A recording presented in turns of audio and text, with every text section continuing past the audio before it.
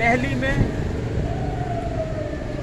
Waste Bengal میں، کلکتہ میں، ہر جگہ اردو پڑھائی جاتی تھی، اور اس کے بعد حیدرآباد دکن نے جو اردو کی فروغ کے لیے کردار ادا کیا وہ کسی تعارف کا محتاج ہے۔ ڈاکٹریٹ ہوتی تھی وہاں، ڈاکٹریٹ ہوتی تھی وہاں۔ نظام حیدرآباد میں اردو کی بڑی خدمت، بہت خدمت۔ نظام حیدرآباد ہم ان کے شکر گزار ہیں، انہوں نے اردو کی بہت خدمت کی، یونیورسٹیاں قائم کی، اور ابھی تک یونیورسٹی عثمانیہ یونیورسٹی کا نام آپ لوگوں نے سنا ہوگا، وہ یونیورسٹی ہے جس میں میڈیکل کی تعلیم جو ہے میڈیکل اردو میں دی جاتی ہے، میڈیکل کی تعلیم۔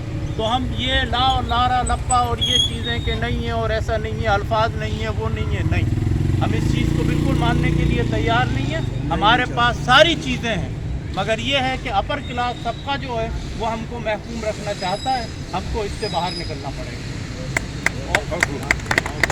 اور اس میں جو کردار ادا کیا ہے انہوں نے ہمارے جسٹس کے نظام میں، اور جو انہوں نے وہ جسٹس جواد کا فیصلہ ہے جی جو فیصلہ دیا ہے، اب کیا اس کی کیا پرابلم ہے، اس کے نفاذ میں کیا پرابلم ہے آپ یہ بتائیں۔ اور میں سمجھتا ہوں کہ لوگ اردو سے اتنی محبت کرتے ہیں کہ اگر اس موضوع کو لے کے باہر نکلا جائے اور حکومت تھوڑی سی جو ہے کوشش کرے تو لوگ والنٹیئر ہی آ جائیں گے۔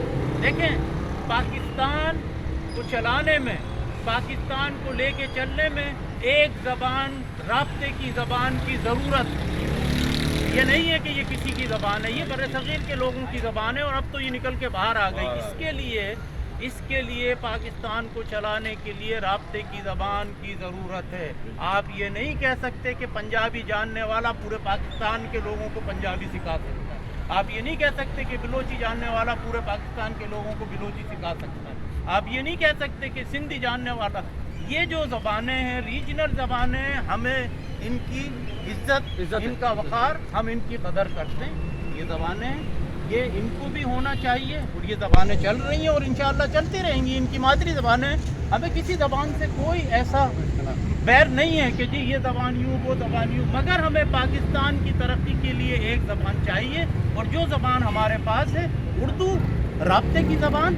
آپ کراچی سے لے کے خیبر تک جہاں بھی جائیں گے، جس بھی آبادی میں جائیں گے،